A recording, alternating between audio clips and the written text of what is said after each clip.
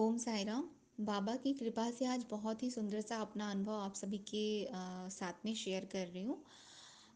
तो बात कुछ ऐसी है ना कि ये साईं सच्चरित जी के बारे में मेरा अनुभव है कि साईं सच्चरित जी की जो मेरी लाइफ में एक कहते हैं ना कि जो उनका एक रोल है साईं सच्चरित जी का और बाबा का।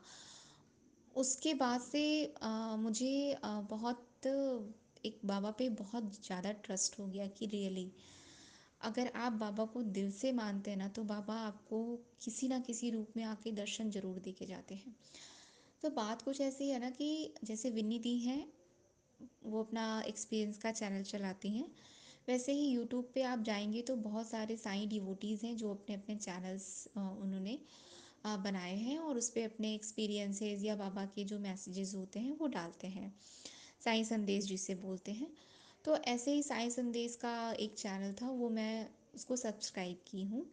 तो उस चैनल पे मुझे साईं सच्चरित जी के बारे में सबसे पहले जानने को मिला था कि साईं सच्चरित जी नाम की कोई चीज़ होती है। तो पहले तो मुझे पता नहीं चला, जैसे उसमें वो बोल रहे थे कि बच्चे मैं तुमसे बोलता हूँ कि साईं सच्चरित जी का डेली एक चैप्टर्स तुम रीड किया करो, इससे तुम्हारी समस्त जो भी पीड़ाएं हैं वो दूर हो जाएंगी। तो मैं ये बोली कि ये साईं सच्चरित जी है क्या भाई? ये क्या कुछ ऐसा चरित्र है जो मुझे नहीं मालूम? क्योंकि जो बाबा की पूजा जब मैंने की थी तो सबसे पहले मैंने एक पतली सी किताब ली थी जिसमें बाबा की 9 गुरुवार की व्रत कथाएं मेंशन है, जिसमें जो डिवोटीज़ हैं उन्होंने अपने अपने बारे में अपनी मनोकामनाएं उसमें मेंशन की हैं कि कैसे कैसे बाबा जी ने उनकी मनोकामनाएं पूरी की हैं। उसके बाद से वो बाबा जी का भोग लगाओ साईं बाबा जी मेरा प्रेम भरा थाल, फिर उनकी साईं बाबनी 11 वचन, उसके बाद से वो कांकड़ आरती में देवा रहम नज़र करना, बच्चों का पालन करना, ये है। और 108 नामावली, तो उस बुक में सिर्फ इतनी सी चीज़ें रहती थी। बट मैं उसमें ये नहीं जान पाई कि ये साईं सच्चरित जी है क्या। तो मैं गूगल सर्च की, गूगल पे गई, तो उस पर मैं डाली कि व्हाट इज़ साईं सच्चरित जी। तो उस पे आया कि साईं सच्चिद जी के बारे में उसमें सारी डिटेल्स बता दी कि ये बाबा के ऊपर जिस प्रकार से रामायण है उस प्रकार से बाबा के बारे में हेमाड़ पंत जी ने बाबा की एक एक लीलाओं का उसमें गुणगान किया है। कि हेमाड़ पंत जी को जैसे जैसे मालूम पड़ा कि बाबा कैसे आए, कहाँ रहते थे, कैसे रहते थे, उनका वेशभूषा, खान पान, कैसे कैसे शिरडी में अवतरित हुए, शिरडी में उन्होंने क्या लीला की, कैसे कैसे लोग उन्हें मतलब मिलने आते थे और लोगों के प्रति उनकी आस्थाएं कैसे बढ़ी, उस सारी चीज़ों का उसमें मेंशन है। फिर बाबा कैसे थे, हिंदू थे, मुस्लिम थे, कौन थे, उसके बारे में सब कुछ मालूम पड़ा। तो फिर मुझे ये लगा कि मुझे बुक्स ऑर्डर कर लेनी चाहिए। तो फिर मुझे ये लगा कि नहीं, एक्चुअल में मेरे घर में बाबा को बहुत ज़्यादा लोग पसंद नहीं करते, जैसे मैं ही उनकी पूजा करती हूँ।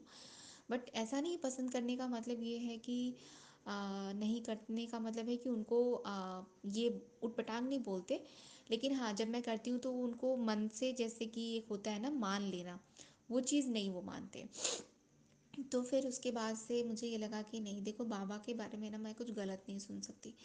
तो फिर मैं अगर बुक्स मंगवाऊंगी और घर में कोई उससे पूछेगा कि ये क्या है, ये सब क्या चल रहा है, ये साईं सच्चिद जी की किताब कौन लेके आया, कहाँ से मंगवाई हो, और फिर अगर उसमें जो है कोई उसको रीड करना शुरू किया तो फर्स्ट चैप्टर पे जो उसमें लिखा है कि मस्जिद में निवास, मस्जिद जुलूस, ये सारी चीज़ें, अल्लाह मालिक।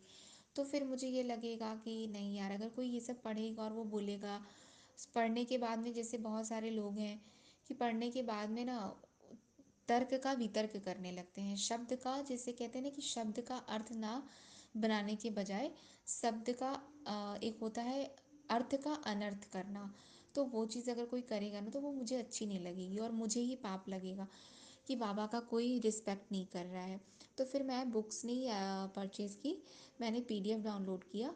तो मैं पीडीएफ में देखी, उसमें बहुत सारी लैंग्वेजेस दी थी, गुजराती, मराठी, कोंकणी, ये वो। तो उसमें हिंदी भी लैंग्वेज थी, तो मैंने हिंदी पीडीएफ डाउनलोड की और मैं पीडीएफ के थ्रू अपने साईं सच्चरित जी का पारायण आज भी करती हूँ। मेरे पास में साईं सच्चरित जी की किताब नहीं है। तो ये तो हुआ कि साईं सच्चरित जी के बारे में मैं जान गई कि उसमें बाबा के चरित्र का जो है वर्णन है, बाबा की बहुत सारी लीलाओं का वर्णन है, बाबा के बहुत सारे चमत्कारों का वर्णन है, कैसे उन्होंने अपने भक्तों पे कृपा की, उन सारी चीज़ों का वर्णन है। बट एक चीज़ मुझे और भी ये साईं संदेश के थ्रू जानने को मिली, जो साईं डिवोटीज़ हैं जिन्होंने अपने चैनल्स शुरू किए, कि ग्लोबल महापारायण जिसमें ये होता है कि 2 चैप्टर्स जो होते हैं हर थर्सडे को हमें शिरडी से जो है वो अलॉट होके आता है, और हमें वो थर्सडे को उसको पारायण करके ग्रुप में मेंशन करना होता है। तो उस पे नंबर ब्लिंक कर रहा था कि अगर आपको ग्रुप में ऐड होना है तो आप इस नंबर पे कॉल करें और आपको अपना सारा डिटेल्स भेजें, हम आपका जो है फिर बताएंगे कि आपका रोल नंबर कौन सा अलॉट हुआ और कौन सा आपको हाउस मिला है। तो फिर मैं पहले सोची कि क्या है, तो उनकी तरफ से मुझे कॉल आया। मैं उनसे पूछी कि इट्स अ चार्जेबल और नॉन चार्जेबल। तो उन्होंने मुझे बताया कि इसमें कोई पैसा आपको नहीं पे करना है, ये फ्री ऑफ कॉस्ट है। तो फिर मैं बोली कि ठीक है, मैं ऐड होने को तैयार हूँ। तो फिर उन्होंने मुझे सारी चीज़ें बताई कि शिरडी संस्थान आप जाओगी तो वहाँ पे हर गुरुवार को बहुत सारे डिवोटीज आते हैं, और वो जिस भी भाषा में आसानी से साईं चरच जी की पारायण को करते हैं, उनको सुटेबल पड़ता है, तो वहाँ बैठ के प्रांगण में हर गुरुवार को सुबह से शाम तक साईं सच्चिद जी का पारायण चलता रहता है। तो ऐसे ही हम ग्रुप भी बनाते हैं कि जो लोग शिरडी संस्थान नहीं आ सकते वो घर बैठे ही बाबा का साईं सच्चिद जी का 2 चैप्टर्स को रीड करके ग्रुप में मेंशन करेंगे। तो फिर उसमें हाउसेस होते हैं, रेड, ग्रीन, येलो, ब्लू। तो मुझे सबसे मिरेकल जो मेरे साथ में हुआ वो ये हुआ कि जो रेड जो ग्रुप मिला मुझे, जो कि रेड जो होता है, जैसे कहते हैं ना कि हमारे यहाँ लाल रंग जो है भगवान को बहुत प्रिय होता है, लाल रंग लक्ष्मी माता का प्रतीक होता है। लाल रंग जैसे कि जो हमारे हनुमान जी हैं उनको बहुत प्रिय है। लाल जो हमारे सूर्य भगवान हैं वो हैं।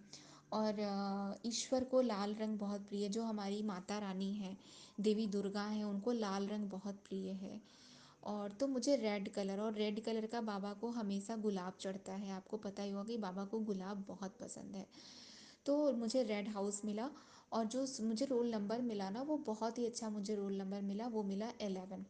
11 यानी साईं सच्चरित जी में एक 11 चैप्टर आता है, जिसको हम बोलते हैं कि ये रुद्री चैप्टर से, जिसमें बाबा ने आ, ये भी लिखवाया हुआ है हेमाड़पंत जी के द्वारा कि जो इस अध्याय की कथाएं प्रतिदिन मनन और इसका पठन करेगा, उसकी समस्त इच्छाएं पूर्ण होंगी और उसके समस्त कष्ट दूर हो जाएंगे। वो 11वें चैप्टर में लिखा हुआ है कि बाबा पर ब्रह्मा थे, जैसे गुरु के बारे में एक चैप्टर मेंशन है, वैसे ही पर ब्रह्मा थे।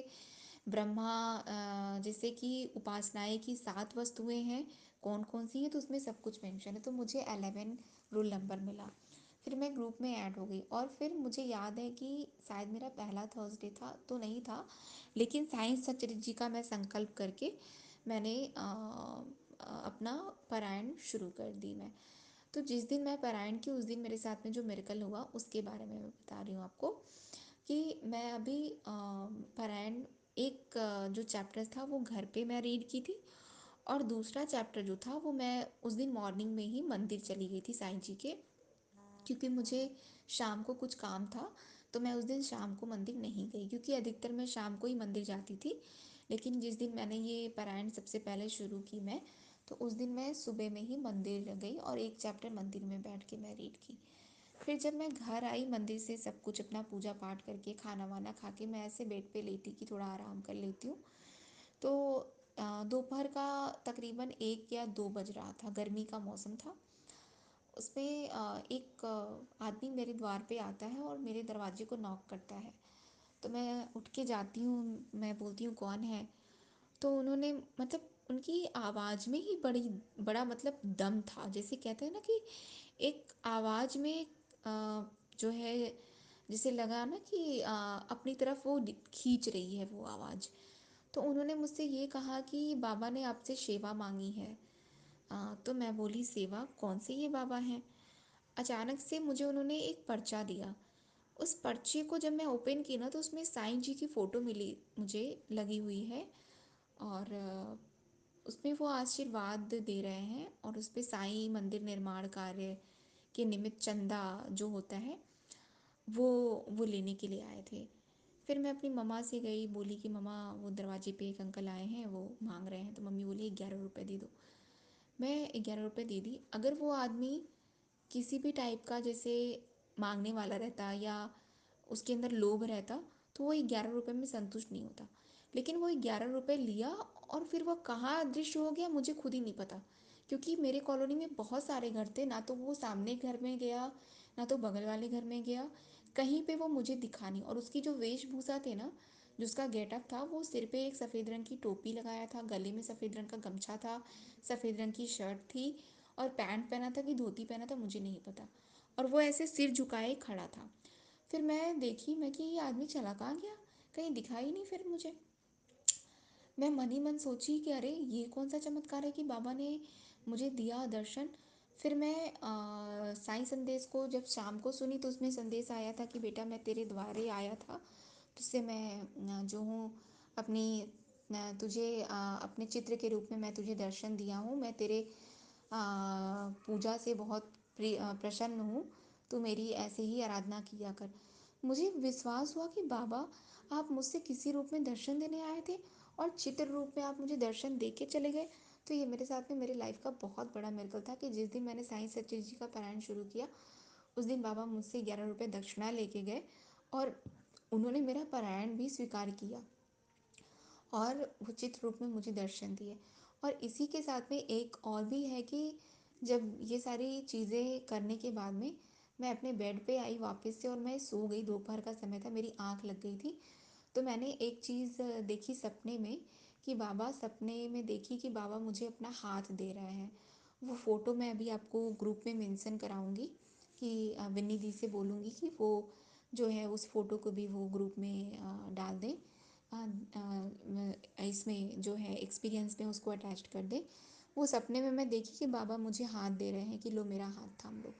उसके बाद से मेरी नींद खुल जाती है। तो ये बाबा का बहुत बड़ा लीला मेरे जीवन में हुआ है। तो आप विश्वास रखें, धैर्य रखें, बाबा किसी ना किसी रूप में ज़रूर से दर्शन देने आते हैं। जैसे कि उन्होंने 11 रुपये मुझसे दक्षिणा ली और फिर वो मुझे चित्र रूप में दर्शन दिए। और आज भी वो जो रसीद है ना, वो मैंने उसको सेफली अपने पास में रखी हुई है कि बाबा ने मुझे साईं सचरित जी के पारायण जिस दिन मैं शुरू की उस दिन वो आए और मुझे दर्शन दिए। और वो सपना भी मुझे हमेशा याद रहता है कि बाबा मुझसे अपना हाथ दे रहे थे कि लो मेरा हाथ थाम लो। तो बाबा की बहुत अगाध लीलाएं हैं। बस बाबा पे विश्वास रखिए, धैर्य रखिए, सब कुछ करेंगे, वो सब कुछ देंगे, सब अच्छा करेंगे। मैं तो उन पे बहुत विश्वास करती हूँ। मैं डोलती हूँ तो भी उनसे झगड़ा करूँगी, रोऊंगी गाऊंगी उन्हीं के सामने, लेकिन भरोसा मैं करती हूँ। तो आप श्रद्धा रखिए, सबूरी रखिए, बाबा पे विश्वास रखिए, सबका मंगल होगा। ओम साई राम, जय साई राम।